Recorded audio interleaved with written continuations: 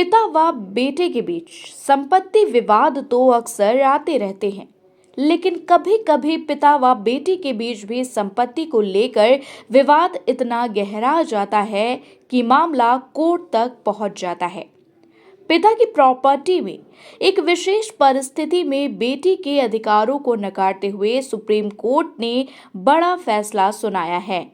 Court का यह फैसला एक पिता की संपत्ति में बेटा बेटी के बराबर हक होने के बावजूद विपरीत आने से काफी अहम हो गया है।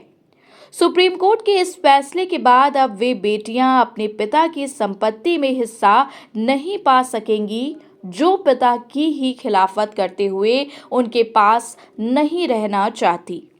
यह निर्णय उन परिवारों के लिए एक नया मोड़ है, जहां पहले बेटियां भी अपनी भागीदारी का दावा कर सकती थीं।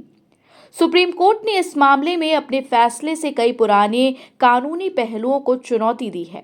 सुप्रीम कोर्ट में एक मामले की सुनवाई हुई, जिसमें 2 जजों ने फैसला दिया कि यदि एक लड़की की उम्र लगभग 20 साल हो और वह अपने पिता से कोई रिश्ता नहीं रखना चाहती, तो वह अपनी पढ़ाई और विवाह के लिए पिता की संपत्ति से कोई भी खर्च नहीं मांग सकती। अदालत का कहना था कि उसे इस तरीके की मांग करने का अधिकार नहीं है। यह फैसला बेटी की संपत्ति से जुड़े अधिकारों पर था और यह बताता है कि रिश्तों में अनबन होने पर किसी को संपत्ति से खर्च मांगने का हक नहीं होता। इस मामले में माता पिता का तलाक हो चुका है और याचिकाकर्ता ने अपनी पत्नी से अलग होने के लिए सुप्रीम कोर्ट का रुख किया था। कोर्ट ने तलाक की अर्जी मंजूर कर दी।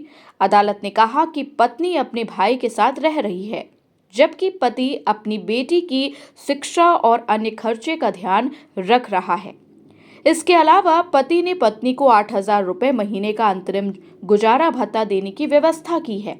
इस फैसले से यह साफ हो गया है कि बेटी अगर पिता से रिश्ता नहीं रखती, तो उसे संपत्ति से संबंधित कोई अधिकार नहीं होगा।